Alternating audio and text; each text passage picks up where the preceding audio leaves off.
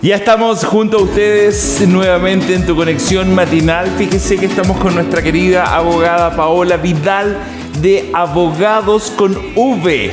Ahí usted va a entender bien. ¿Cómo estás, mi querida Paola? Bien, gracias, Karim. ¿Y tú? Muy bien, contento de verte, de tenerte acá en el programa nuevamente. Paola, ahí usted lo está viendo en pantalla, ¿cierto? Sí. Abogada y socia de abogados.cl, pero el abogado de ella se escribe con V. Sí, tiene un eslogan esto que es: lo escribimos mal, pero te defendemos bien. Lo escribimos mal, pero te defendemos bien. Buena. Para Excelente. hacer un poco más cercano el concepto de abogado y el concepto jurídico también, que es lo que buscamos con estas conversaciones que tenemos, ¿cierto? Así es. Sí. Paola, comencemos de inmediato por intentar aclarar algunos de los términos de lo que está sucediendo en este minuto en Chile, en que se decreta en estado de excepción ya harto tiempo por los problemas de la Araucanía, ¿verdad? Así en la es. macrozona sur. Sin embargo, más allá de eso, en este minuto también se decreta estado de excepción o estado de catástrofe o estado de emergencia. ¿Cuál sería un poquito la diferencia entre cada uno? Yo creo que hemos vivido estados de excepción en el fondo durante harto rato, porque durante la pandemia también se decretaron estados de excepción. Ya, claro.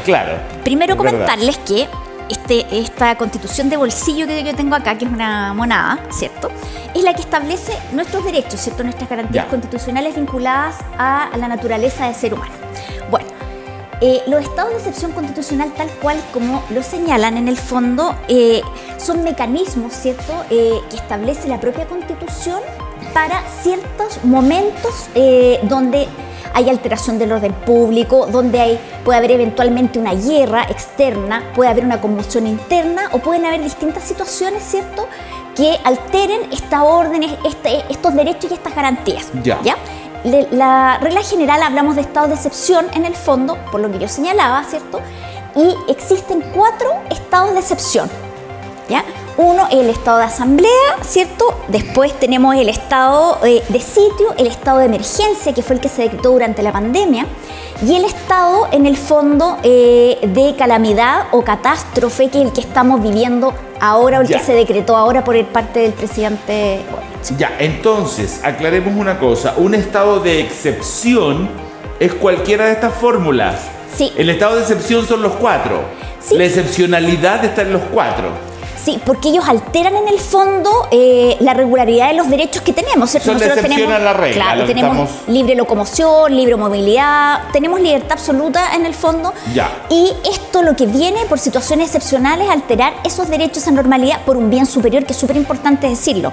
En este caso, el estado de calamidad es evidente, ¿cierto? Los incendios forestales.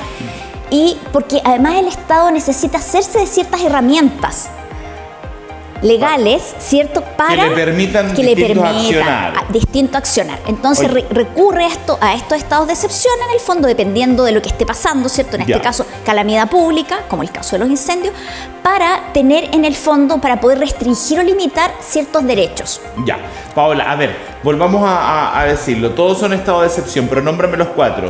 Estado de asamblea. ¿Estado de asamblea de qué es? De otra cosa. Sí, se da en otro contexto, cuando por ejemplo hay guerra externa. Ya, perfecto. Luego el otro estado. El estado de sitio. Ya, ¿cierto? que ese es el estado conmoción de... interna puede ser eventualmente. Ya, ¿cómo qué? Como... En el fondo, cuando hubo el estallido social, ¿cierto? Por ejemplo, en conmoción interna, en el fondo, puede decretarse o no. Pero yo te pongo como ejemplo para que nos entiendan cuándo eventualmente se puede decretar. Ya, ¿el otro? El estado de emergencia. No, pero hay un cuarto. Sí, el estado de calamidad, que es el que estamos hablando, o el estado de emergencia. ¿Cuál es el que se aplica normalmente en la macrozona sur? Es de verdad el estado de emergencia, porque vemos, ¿cierto?, permanentemente una conmoción. No es de sitio, es el estado de emergencia. Ahora estamos el de calamidad. Estamos el de catástrofe o calamidad. Ahora, más allá de lo que tú dices, esto le permite al Estado ir avanzando con ciertas herramientas, ¿cierto? Sí. No puedo siempre salir a la calle y arrear a las ovejas para allá, pero en esta oportunidad puedo, ¿cierto? Sin embargo, aparte de las herramientas como físicas y eso, los militares y cosas así, también hay un cambio en la liberación de recursos. Absolutamente, y eso es clave, porque por ejemplo, primero puede restringir libertades, como decíamos, ¿cierto? Puede disponer de requisitos y bienes. requisar bienes incluso. Veíamos ayer un entrevero, ¿cierto?, entre este piloto español que decía que quiso aterrizar, ¿cierto?, en un lugar para abastecer, ¿cierto?, el helicóptero en estos Bambi o canastas que le llaman, y no se lo permitieron. Bueno, en este estado de excepción, en el fondo, de catástrofe por calamidad pública, efectivamente el Estado puede requisar bienes. Puede incluso poner límites y restringir al Estado, en el fondo, al derecho de propiedad, que está sumamente garantizado en nuestra Constitución. Entonces, si alguien no quiere, se le puede obligar, en el fondo, a prestar esta agua, entre comillas, que se puede resarcir después, en el fondo, o pagar, ¿cierto?, por el uso de esta agua que le pertenece a otra persona, digamos. ¿Por qué tú me lo dices en el medio con eso de se puede? Porque también puede que no. No, o sea, si como estamos en un estado de excepción, si así se determina, se debe hacer, en el fondo. Pero sin que me lo paguen. Claro, que me lo paguen, ¿cierto? Pero yo no puedo poner... ¿Sin que me lo paguen? No, me lo pagan después. Ah, ya, perfecto. ¿Cierto? Oye, Paola. Pero en el minuto en que se necesita y se requiere, se puede requerir y limitar, o sea, se puede requerir esta agua y requisar incluso por la fuerza. Ya, entonces, vamos aclarando un tema. Esto el gobierno siempre lo ha podido hacer. Sí, siempre lo ha podido hacer, digamos. Y cuando el piloto español se queja que esta persona le impide sacar el agua, aparece por ahí la ministra Toá diciendo, no, se le va a obligar. Pero no es que se le va a empezar a obligar desde hoy porque el tipo lo dijo y impidió que le sacaran agua, sino que siempre se ha podido obligar. Siempre se ha podido obligar. Ya, pero ¿y el piloto español por qué no lo pudo hacer? La verdad es que siempre, a ver, es de excepción por lo que yo señalaba, en el fondo, y se pueden tomar todas las medidas, en el fondo, para, en el fondo, superar esta calamidad pública, para requisar el agua, bienes, maquinaria. De hecho, ayer se hablaba también de que se van a requisar maquinarias, insumos, obvio, porque estamos frente a una catástrofe de marca mayor. Y él lo dijo, él lo hace presente, en el fondo, porque a él le dijeron por señas, según lo que él señaló a los medios, que no tomar el agua, y él en el fondo se fue y reclamó, en lugar de haber ido a lo mejor, sin saberlo, a buscar el auxilio, ¿cierto? O sea, claro, era cosa que él dijera, aló, Carabineros, mire, un estúpido de acá no me deja sacar el agua por tal y tal cosa. Claro. Ahora, Carabineros podría haber llegado y haberlo ayudado. Sí, o también eventualmente los militares. Los militares. Las fuerzas en general de orden público y también las fuerzas armadas están en el fondo desplegadas y a disposición, porque cuando a través del decreto supremo se establece cualquiera de estos estados de excepción, en el fondo se establece una autoridad en la zona. Porque en este caso, en las regiones que están siendo afectadas, ¿cierto? Hay GDNA en este minuto, el jefe de Defensa Nacional. Así es. Y él, el que está en el fondo a cargo de comunicar, de mandar, de establecer cualquier mecanismo que él estime pertinente para llevar a cabo su misión, en el fondo, que es poner a resguardo las vidas humanas, ¿cierto? Y acabar con la catástrofe y la calamidad y todo lo que estamos viviendo en él. Paola, ahora, cuando estamos en estados de excepción, cada uno tiene como una fuerza armada que interviene. Por ejemplo, algún estado de excepción puede ser solo con Carabineros, el otro intervienen militares, el otro no sé quién, la FACH, no sé. Va a depender, claro, del estado, porque si estamos hablando en el fondo de estado de asamblea donde hay una guerra externa, evidentemente las fuerzas... Intervienen todos. Sí, y además que las Fuerzas Armadas, su función, ¿cierto?, es proteger al Estado de ciertas agresiones externas. Entonces, principalmente, pero eso también trae como consecuencia una conmoción interna. Por lo tanto, la lógica señala que frente a cualquier estado de excepción, si bien lo va a determinar, ¿cierto?, en quien el presidente de la República delegue, ¿cierto?, sus facultades, va a determinar las instrucciones, va a determinar las medidas y todo lo que él estime para hacerlo. Evidentemente, siempre se cuenta con las Fuerzas Armadas y de orden, porque la calamidad, cualquier estado de excepción, pero en particular los estados de emergencia, ¿cierto?, y el estado de catástrofe en el que estamos, conmocionan, alteran, estresan, ¿cierto?, la convivencia diaria. Y también veíamos en los medios ayer una situación bien particular,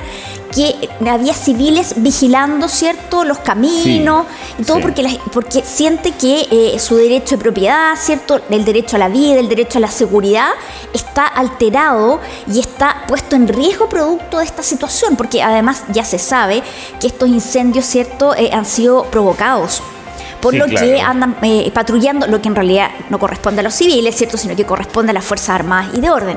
Pero toda esta alteración, esta conmoción pública hace que se tomen malas decisiones, y por eso en el fondo es que se pensó y se dijo en establecer también un toque de queda, que es una restricción legal también, ¿cierto? Y que lo que busca... Espérate, Sí. al toque, tú puedes entonces en este minuto declarar 2 estados de excepción en la misma zona. Es que no es un estado de excepción el toque de queda, es una medida legal dentro de un... No, pero es que ya iba a sumar eso. Pero Sí. 2 estados de excepción, ¿puede el presidente decir, hay estado de emergencia más estado de catástrofe? Sí, podría. Y a eso le sumas el toque de queda.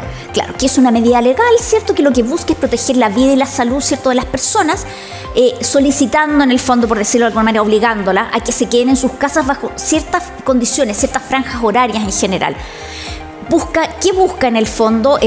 Con más facilidad que las fuerzas de orden, ¿cierto? Y las fuerzas de orden y seguridad puedan determinar con más facilidad, al restringir este tránsito en ciertos horarios, quienes anden fuera, ¿cierto?, poder controlarlos de mejor manera, sobre todo que, como ya sabemos, como ya decía anteriormente, se sabe que los incendios son intencionales. Bueno, y las personas en el fondo que se han logrado detener arriesgan hasta presidio perpetuo como pena. Oye, no, sí, obvio. Sí. Oye, Paola, y cuéntame una cosa, ¿todos los estados de excepción y los toques de queda los tienen que cumplir el ejército? ¿O pueden ser los carabineros también solamente? Generalmente son las fuerzas de orden Ya. y de seguridad. Ya. Se complementan, pero juegan un rol súper importante, y lo vimos en pandemia, cuando estaban los saqueos, ¿cierto? Y todo, que... Militares, militares, tienen que estar. sí. Tienen que estar. Sí. Ahora, Paola, pasemos a otro tema, ya que explicamos bien claramente eso. El toque de queda, todo esto es algo que si estás en la calle y no tienes la justificación necesaria, Así es. justificaciones con papel, no es que usted se va a engrupir o le va a contar una historia al militar, no. Tiene que ir con un papel Sí. médico Así de es, trabajo. sí. Pasémonos a un tema que también ha conmocionado muchísimo a Chile, relacionado con estas personas, estos empleadores o empresarios que no le permiten a los bomberos que trabajan en sus empresas que vayan a combatir el incendio. Recordemos que en Chile los bomberos no tienen un sueldo, ¿verdad? Por lo tanto, son personas que tienen que tener otro trabajo. Por ejemplo, si yo fuera bombero, yo tendría que pedir permiso en el canal para irme a combatir los incendios, pero el canal es el que me mantiene, porque como bombero no me da la plata, no me dan un sueldo. Es un voluntariado, claramente. ¿Verdad? Es un Sí. voluntariado. ¿Qué sucede con esta situación en este minuto?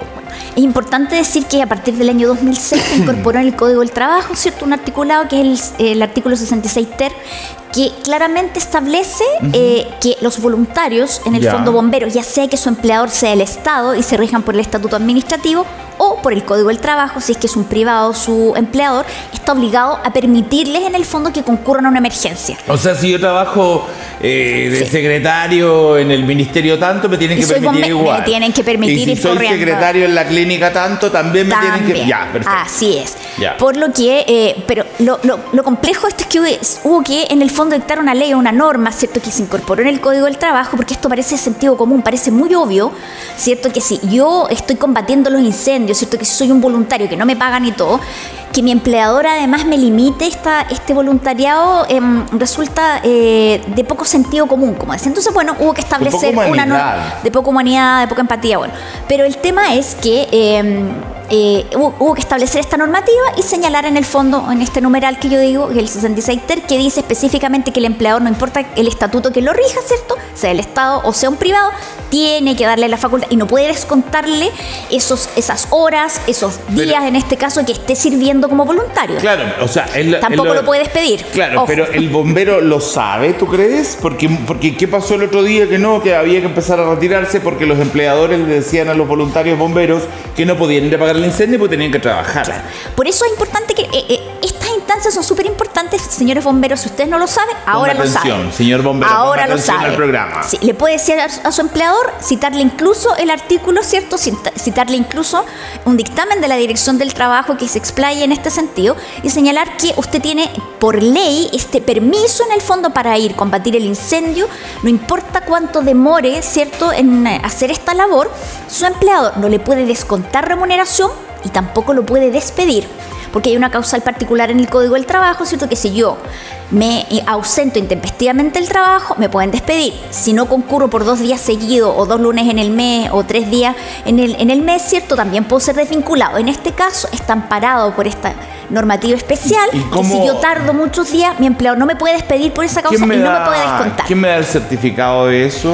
El empleador lo puede pedir, efectivamente puede pedir. ¿A la compañía de bomberos? Sí, puede pedir a la compañía de bomberos, también tiene una estructura, ¿cierto? Entonces le pide a la máxima autoridad que emita este certificado donde que efectivamente existe, porque estos incendios, ¿cierto?, son mediáticos, todo el mundo los conoce, todo el mundo lo sabe, pero no todos son mediáticos, por lo tanto el empleador efectivamente podría requerir este certificado que diga que el bombero tanto, ¿cierto?, concurrió a apagar un incendio o, no sé, a cualquier otra actividad Paola, de voluntariado. por ejemplo, si yo soy bombero y está pasando en este momento, ni Dios quiere, una tragedia, y me tengo que ir a las 10:30 de la mañana y estoy combatiendo el fuego hasta las 5 de la tarde, no sé, pero ahí quedo ya planchado, cansadísimo, me voy a mi casa, duermo, pero el incendio sigue como está pasando en este momento en el sur de Chile. ¿De ahí me puedo levantar, duchar, desayunar todo e irme al incendio de nuevo? Sí, claro. ¿O tengo que ir al trabajo a decir, oiga, voy al incendio de nuevo? Seguir combatiendo la emergencia durante el tiempo que dure, en el fondo. Eso es lo interesante, porque si tengo que ir a cada rato, en el fondo, a combatir el incendio, devolverme a mi trabajo, ir a combatir el incendio, en este caso ha durado días. Claro, iba a durar varios días, digamos. No es que el bombero fue un ratito en la tarde a ver qué pasaba. No fue así. Ahora, Paola, cuando tú dices todo este tipo de cosas, respecto a la ley tanto, citar el artículo tanto, o no solamente en este caso, sino cuando hay otro tipo de incomodidades en el trabajo, en que el empleado tiene la razón, ¿cómo tú enfrentas legalmente a un empleador que te va a tomar rabia igual porque le vas a bajar su productividad y todo lo demás, que va a querer echarte? ¿Cómo tú enfrentas? Porque no es cosa de llegar y decir, jefe, pero ¿sabe que yo estoy amparado en la ley tanto? Por si acaso, así que a mí no me diga nada. No, uno no. Sí. Generalmente no es así. Bueno, claro, uno como dice eso. El derecho del trabajo tiene su génesis, ¿cierto?, en la protección a la parte más débil de la relación, que es el trabajador, ¿cierto? Y también el sindicato nace pensando en que la colectividad sea capaz de equiparar esta fuerza, ¿cierto?, entre los trabajadores y la empresa. ¿Cuántas personas tienen que haber para que haya un sindicato? Dependiendo, hubo una modificación interesante, pero en las pymes desde 5 personas hacia arriba. Perfecto. ¿Cierto? Pero lo interesante es que está la Dirección del Trabajo, ¿cierto? Sí, claro. Institución muy querida por mí, porque trabajé ahí, así que un saludo a todos. También es una dirección muy querida por mí. Yo también trabajé en el Ministerio del Trabajo.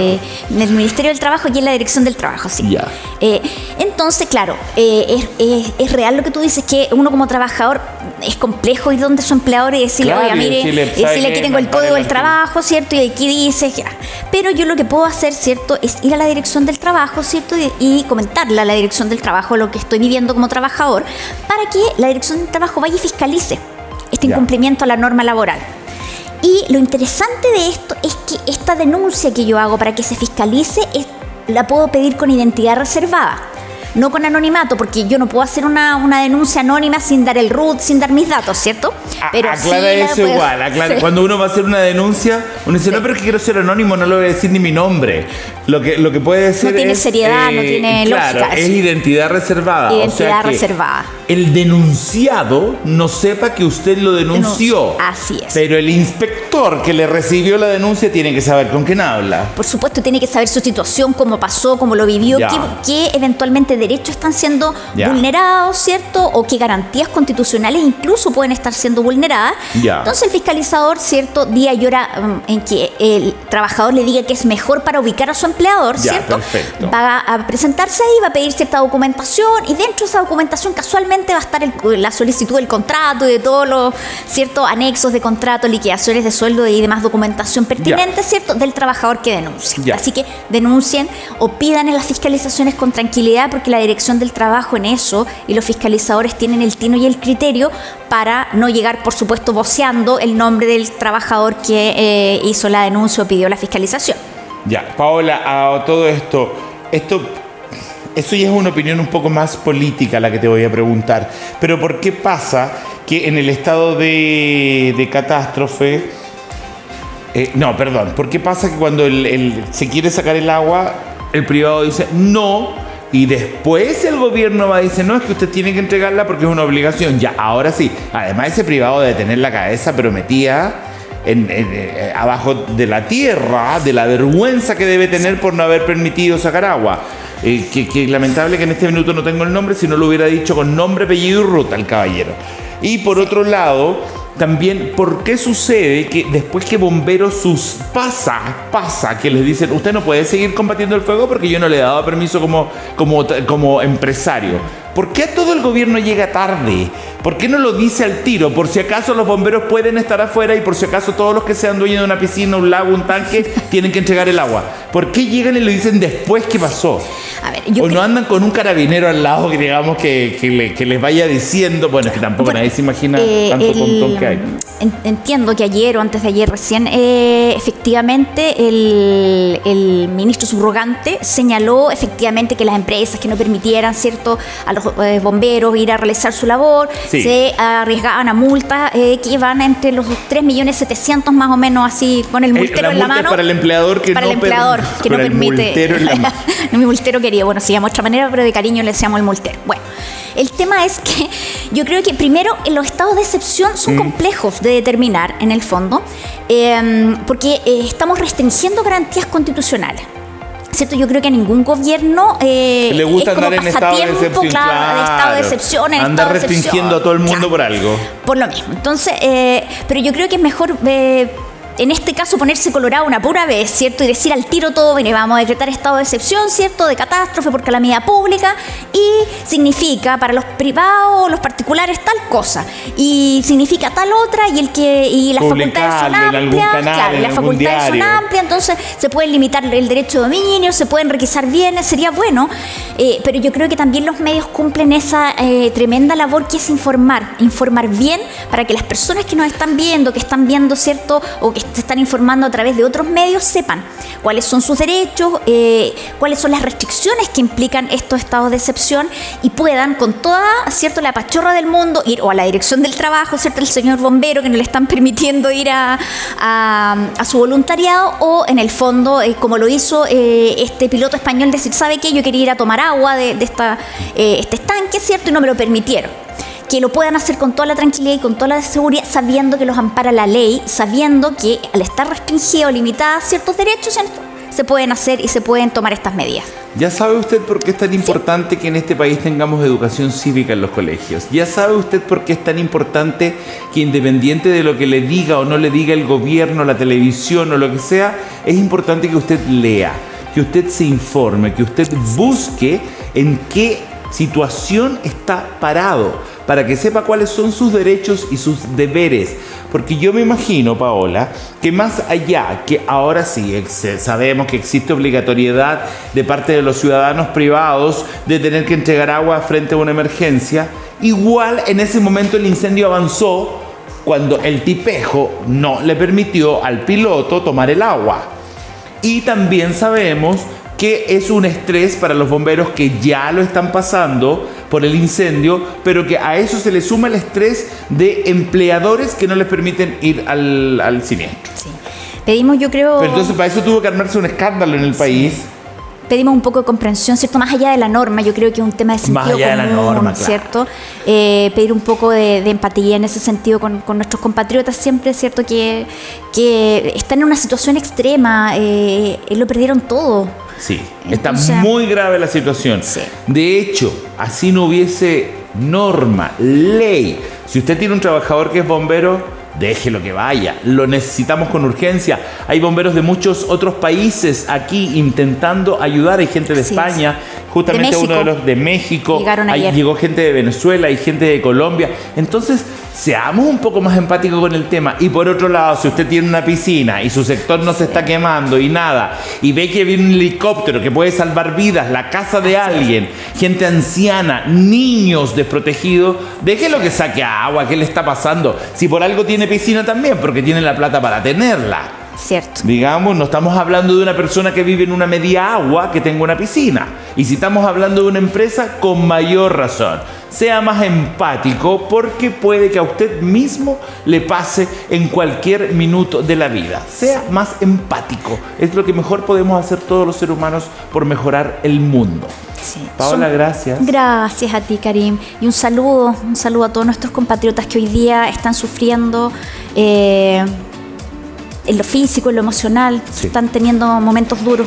Así que un saludo a todos ellos y por supuesto a los bomberos, que son nuestros héroes, sin duda. A los bomberos, ¿cierto? nuestros héroes, sí. Sí, así es. Así que un saludo a todos y gracias. Que estés muy bien, Paola.